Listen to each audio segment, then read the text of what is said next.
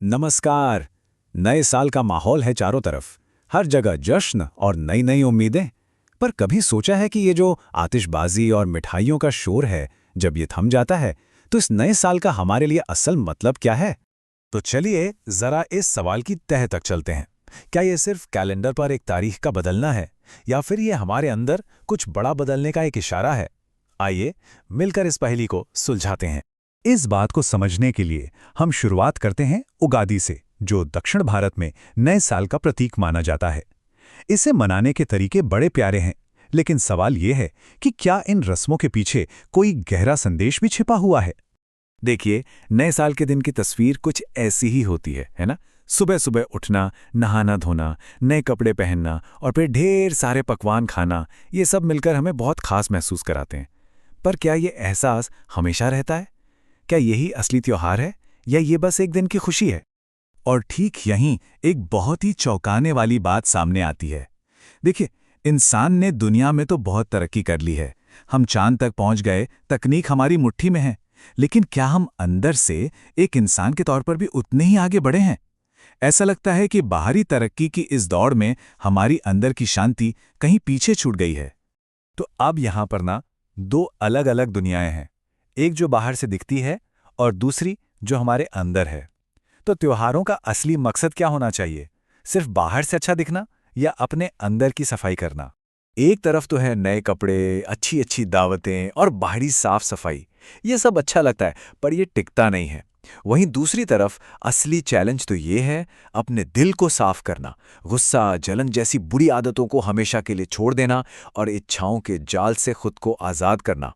असली बदलाव तो यहीं से शुरू होता है। तो फिर असली नया साल क्या हुआ? वो कैलेंडर की पहली तारीख नहीं है। असली नया साल तो वो दिन है, वो पल है, जब हम अपनी बुराइयों को छोड़ने का पक्का इरादा कर लेते हैं और अपने दिल में नफरत की जगह प्यार और स्वार्थ की जगह त्याग को जगह देते हैं। ऐसा नया साल तो हर रोज मनाया जा सकता है। अब ये जो बात है ना, ये हमारी रोजमर्रा की सोच से बिल्कुल उल्टी है। हमें लगता है कि कोई नई चीज मिलने से खुशी मिलेगी, लेकिन वो खुशी कितनी देर टिकती है? सच्ची और गहरी खुशी तो तब मिलती है जब कुछ पाने की ये दौड़ ही खत्म हो जाए, जब मन एकदम शांत हो, कोई इच्छा ना हो। ठीक है, सुनने में तो ये बहुत अच्छा लग रहा है, पर इससे पाया कैसे जाए? इस अंदरूनी बदलाव और हमेशा रहने वाली खुशी का रास्ता क्या है? तो चलिए अब उन कदमों को समझते हैं जो हमें इस मंजिल तक पहुंचा सकते हैं।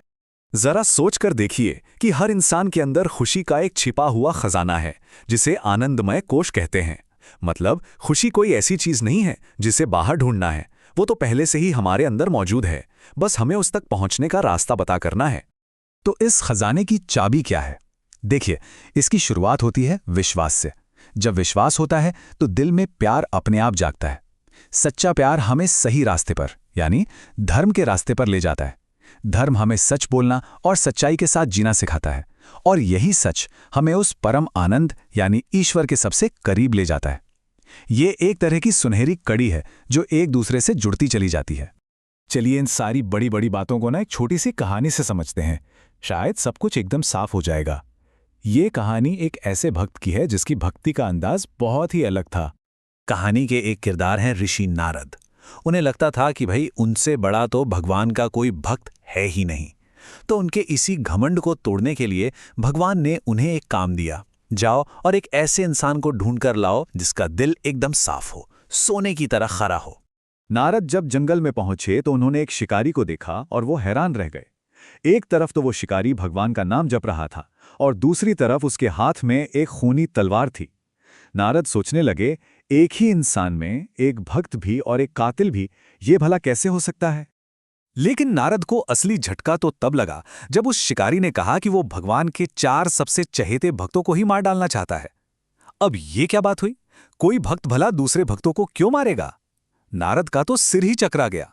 इसके पीछे क्या राज हो सकता था? और फिर उस शिकारी ने जो वजह बताई वो सच में दिल को छू लेने वाली थी।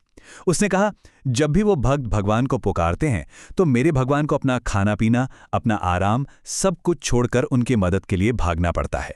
मैं अपने भगवान को भूखा या थका हुआ नहीं देख सकता। मैं बस चाहता हूं कि मेरे भगवान को थोड़ा आराम मिले। उस दिन नारद को भक्ति का असली मतलब समझ आया। वो तो हमेशा भगवान से कुछ ना कुछ मांगते रहते थे, जबकि वो शिकारी, वो तो भगवान को कुछ देना चाहता था, आराम और सुकून। तो सच्चा भक्त वो है जो अपनी खुशी नहीं बल्कि भगवान की खुशी में अपनी खुशी ढूंढता है। तो इस कमाल की कहानी और इन गहरी बातों से हमें सीखने को क्या मिलता है? सबक बहुत सीधा सा है। असली नया साल मनाने के लिए किसी खास तारीख का इंतज़ार क्यों करना? क्यों न हर पल को, हर लम्हे को एक नई शुरुआत की तरह जिया जाए। जीवन की तुलना एक अखबार से की गई है। सोचिए, आज का अखबार पढ़ने के बाद क्या कल कोई उसे दोबारा मांगता है? नहीं, वो पुराना हो जाता है। तो फिर इस दुनिया में बार बार आने की इच्छा क्यों? क्या ये एक जिंदगी, इसे ही पूरी तरह से जी लेना काफी नहीं है? हम अक्सर या तो गुजरे हुए कल के पछतावे में जीते हैं या फिर आने वाले कल की चिंता में। पर सच तो ये है कि जो बीत गया वो लौटकर नहीं आ सकता, और जो आने वाला है उसका कुछ पता नहीं। हमारे पास अगर सच में कुछ है तो वो है बस ये पल, ये वर्तमान। और ये सिर्फ वर्तमान नहीं है, ये सर्ववर्तमान है, क्योंकि इसी एक पल में हमारे अतीत का नतीजा भी है और हमारे भविष्य का बीज भी। तो आखिर में बस एक सवाल सोच कर देखिए, क्या होगा अगर बाहरी जश्न का इंतजार करने की बजाय इसी लम्हे को अपना नया साल मान लिया जाए? इसी पल अपने अंदर की किसी एक बुरी आदत को छोड़ने का फैसला कर लिया जाए। इसी पल किसी को माफ करने का संकल्प ले लिया जाए। सोचिएगा जरूर, क्योंकि असली बदलाव किसी तारीख से नहीं, एक फैसले से शुरू होता है।